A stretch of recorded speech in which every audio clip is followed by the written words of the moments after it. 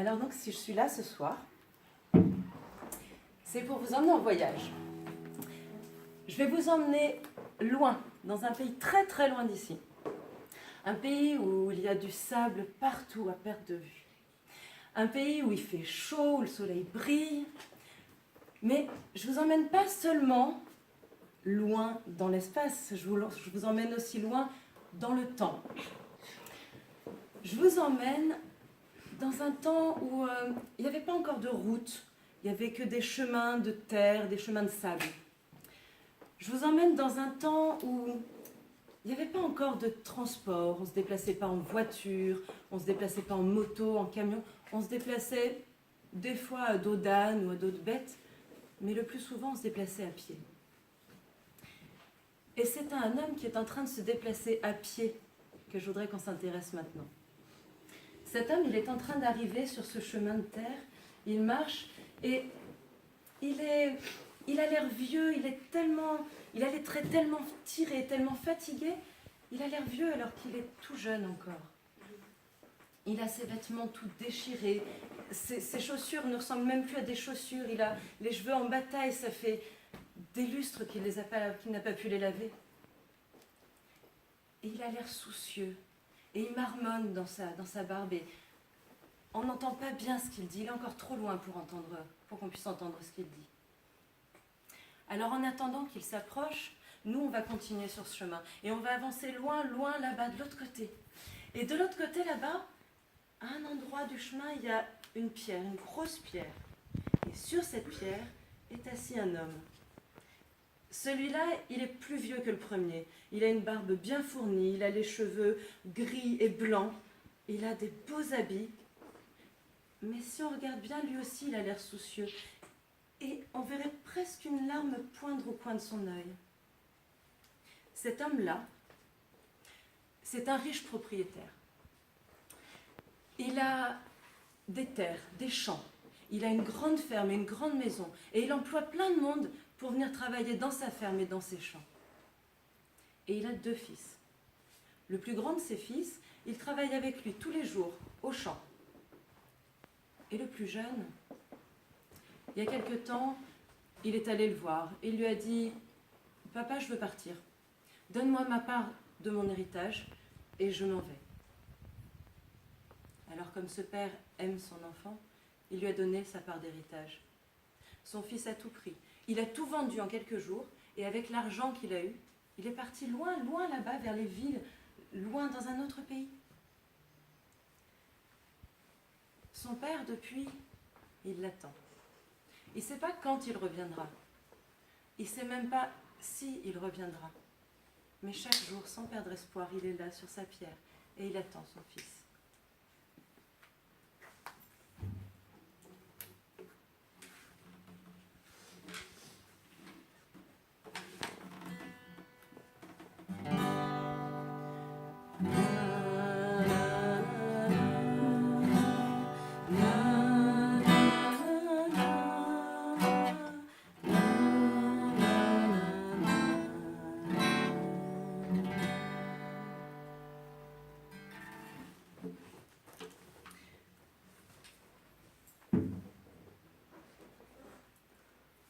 Et pendant que son père l'attend, le fils, lui, quand il est parti, quand il est arrivé dans cette grande ville, là, il y avait de l'agitation, il y avait plein de choses à faire. Qu'est-ce qu'il a fait? Il a tout dépensé, tout. Il a bu, il a eu une vie dissolue, il a bu, il a joué, il a fait de mauvaises rencontres, mais il a cru qu'il vivait, il a vécu n'importe quoi. Mais pour lui, c'était ça la vie, il était heureux, il jouait, Sauf qu'un jour, l'argent, ça ne vient pas tout seul. Un jour, il n'a plus eu d'argent. Et ce jour-là, bizarrement, il n'a plus d'amis non plus. Et juste au même moment, dans ce pays-là, une famine est arrivée. Il n'y avait plus grand-chose à manger. Seuls les riches pouvaient manger. Mais lui, il n'avait plus de sous. Il n'avait plus rien pour vivre. Il ne pouvait plus s'habiller, il ne pouvait plus manger, il ne pouvait plus loger. Alors qu'est-ce qu'il a fait? Il est allé voir quelqu'un qui l'a embauché pour garder des cochons. Ce qu'il faut savoir, c'est qu'à cette époque-là, les cochons, c'est considéré comme des êtres vraiment impurs. C'est vraiment moins que rien. Et lui, il était embauché pour prendre soin des moins que rien. C'est-à-dire qu'il était encore moins rien que les moins que rien. C'est-à-dire qu'il voyait les cochons manger, il leur donnait à manger. Et lui, même en gardant les cochons, il n'avait toujours pas assez à manger. Il mangeait moins que les cochons. Alors là, il a réfléchi et il s'est dit, je devrais retourner voir mon père. Mon père, il a des sous, il pourrait me donner à manger. Et il s'est dit, je ne peux pas y retourner. Mon père, il ne va jamais me pardonner. J'ai dépensé tous ces sous, j'ai fait n'importe quoi. J'ai pas dépensé ces sous dans de bonnes choses. J'ai fait n'importe quoi avec ces sous. Il ne me pardonnera jamais, je ne peux pas retourner le voir. Ça ne sert à rien. J'y retourne pas. Alors il est resté là, garder ses cochons, et puis il a laissé le temps passer. Et puis le temps est passé, et quand même, il regardait ses cochons qui mangeaient plus que lui, et puis il a pensé à son père, et il a pensé aux ouvriers de son père. Et il s'est dit, après tout, les ouvriers de mon père, ils ont tous un bout de pain à manger. Alors peut-être que moi je pourrais y aller, me faire embaucher, qui sait. Alors il a pris sa décision et il s'est dit, voilà, je vais aller voir mon père, je vais lui dire, mon père, j'ai péché contre le ciel et contre toi, je ne suis plus digne d'être ton fils, mais prends-moi au moins comme un de tes ouvriers. Et il s'est mis en route. Et c'est là qu'il est en train de venir. C'est cette phrase qu'il est en train de marmonner. Maintenant qu'il est assez près, on l'entend.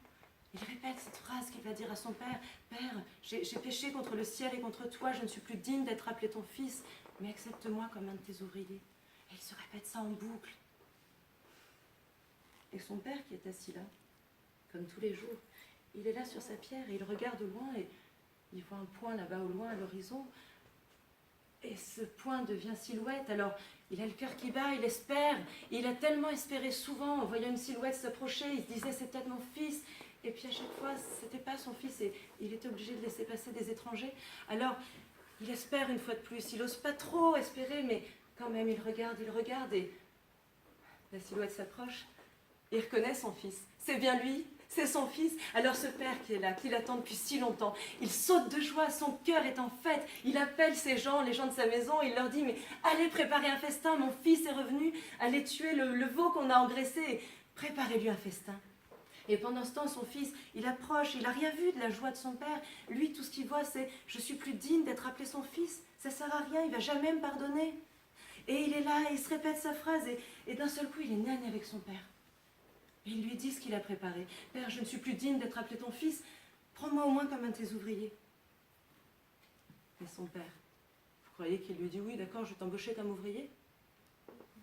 Son père, tout ce qu'il fait, il le prend dans ses bras et lui dit, mon fils, tu es vivant, tu étais mort et tu es vivant, tu étais perdu et je t'ai retrouvé, je suis tellement heureux. Alors il appelle d'autres gens de sa maison et il leur dit, allez lui chercher des vêtements, allez lui chercher de quoi s'habiller, se laver, faites-lui honneur et allons faire le dîner tous ensemble.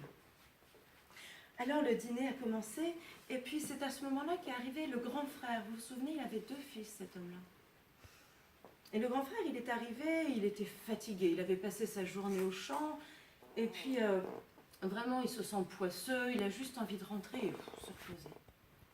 Mais quand il arrive aux abords de la propriété de son père, il entend des éclats de voix, il entend de la musique, il sent les odeurs du veau qui est grillé. Il se demande ce qui se passe. Alors il attrape un domestique au passage, que se passe-t-il? Et le domestique lui dit, on fait la fête parce que ton frère est revenu. Alors le grand-père, il dit, mais c'est pas possible ça. Il appelle son père et il lui dit, mais comment ça? Ça fait des années que je suis là, moi je ne suis pas partie, moi je te sers depuis toutes ces années. Et alors, est-ce que tu as fait la moindre chose pour moi? Le père, il lui dit, mais je t'aime toi aussi. Tu es là, tu es avec moi tous les jours, et chaque jour qui passe, je t'aime toi aussi. Regarde, tout ce qui est à moi est à toi chaque jour. Mais ton frère, il était perdu, et ça y est, on l'a retrouvé. Il était comme mort, et il est vivant, il est avec nous. Alors, viens fêter avec nous nos retrouvailles, son retour. L'histoire ne dit pas si le fils aîné est allé assister au banquet, participer au banquet. L'histoire ne dit pas non plus si le plus jeune fils et rester auprès de son Père avec constance toute sa vie.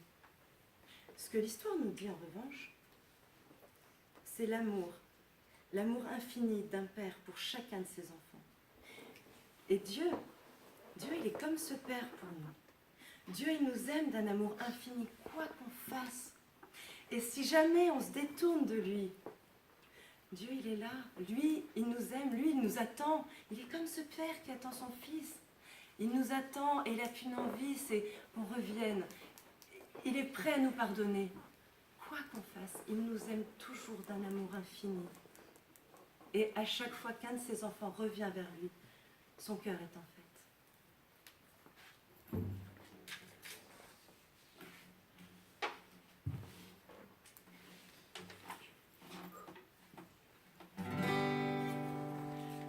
Dieu